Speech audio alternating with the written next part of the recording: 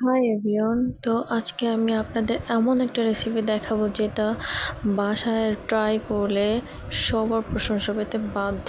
তো এর জন্য ভিডিওটি স্কিপ না করে শেষ পর্যন্ত দেখার চেষ্টা করুন। তো চলুন শুরু করা যাক। প্রথমে আমি নিয়ে নিয়েছি 1 কাপ পরিমাণ মতো রসুন, নিয়ে নিয়েছি বাটা মশলা, শুটকি বেটে নিয়েছি, মরিচ আর যে পেঁয়াজটা বেটে নিয়েছি পাটায়। তো আলু কুচি কুচি করে কেটে ধুয়ে নিয়েছি।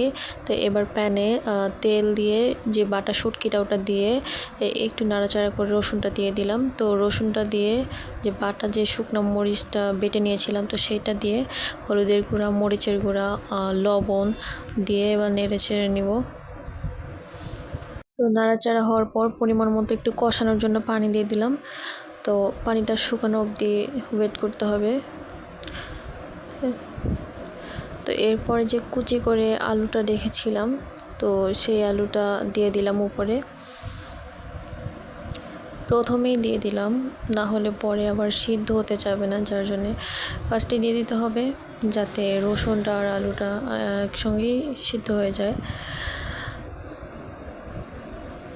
আমি আবার কষানোর সময় একটু বেশি করে পানি দিয়ে দিয়েছিলাম যাতে একবারেই সিদ্ধ হয়ে যায়। পরে পানি দিলে আসলে সেই টেস্টটা থাকে না, যার জন্য একবারে পানি দিয়ে তো পরে সেটা নাড়াচাড়া করে শুকাইলে সেটা ভালো একটা টেস্ট আসে।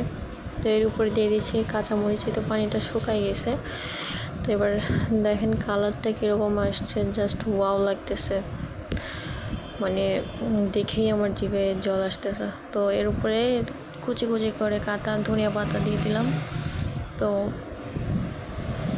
এই তো অনেক সুন্দর দেখাইতেছে। তো আপনারা অবশ্যই একবার হলেও ট্রাই করবেন, আর ভিডিওটি ভালো লাগলে অবশ্যই লাইক, কমেন্ট আর একটি শেয়ার করে দিবেন। টাটা।